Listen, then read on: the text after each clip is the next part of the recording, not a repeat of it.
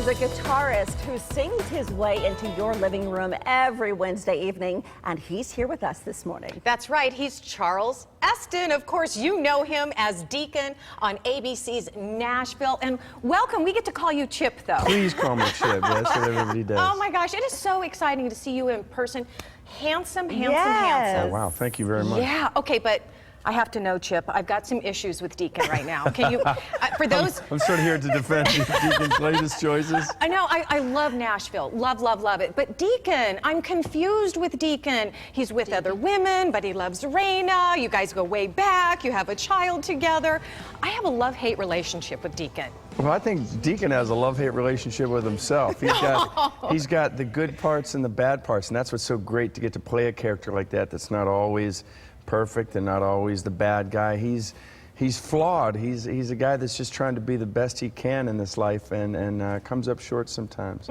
Okay, she knows you as Deacon. Well, I know you from Disney Channel's Jesse. You are Jesse's dad. That's, well, actually, I'm Jesse's boss because Jesse is the Jesse's the father of the nanny. kids that she's helping raise. You are so busy, and you're a real dad in real life as well. Absolutely. How do you keep it all together? Well, actually, I haven't been on Jesse in a while. That was so much fun getting to do that show, and the kids on that show, the whole cast, they're just really wonderful. But I'm probably not the best Disney dad. I feel bad because I went off to Nashville to become Deacon Claiborne, but.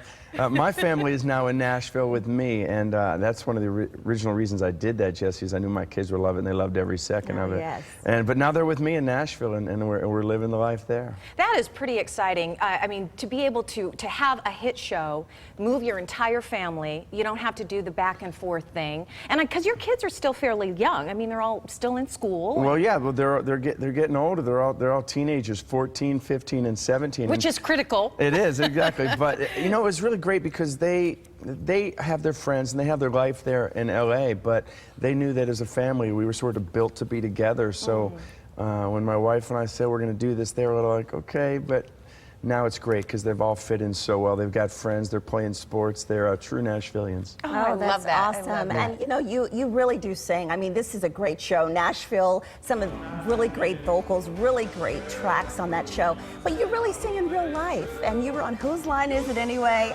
I mean, how much singing are you really doing on the show versus We get to do a lot. We get to do a lot. That's actually the most exciting part about that show to me, besides all the great writing, is being surrounded by all these every actor that you see or actress singing on that show, that's them.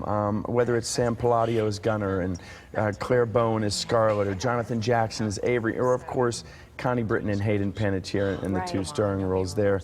And I really give it up to them because certainly Connie and Hayden's sung before many times and has recorded actually, but for both of them this is a real jump and a stretch to go out on a limb and try to perform and to, you know, be the best singer in Nashville. It takes a lot of guts, and that's what Connie is and is pulled off magnificently. You look at it and you see Rayna James and you see this queen of country music. Yeah. What's next coming up in Nashville? I know that you can't talk too much about it, but what's going to happen with Deacon and Rayna? Are you guys going to eventually get together and live happily ever after, or what? Well, I tell you, the funny, people think that I'm not telling, but I know, but I'm not telling. You'd be amazed how little in front of you I know. We don't get those scripts till a little bit right before. I will say this, it's clear that there's a connection between Deacon and Rayna that won't go away, that they're just a part of each other's lives. And already in the beginning of this season, we sort of sworn off each other a little bit, but there's no way to do that when you have a daughter together. And so we're in each other's lives, and whenever there's a scene between Deacon and Rayna, you sort of feel that pull. I think Deacon, that would be his fondest wish, would be to end up with Rayna down the road.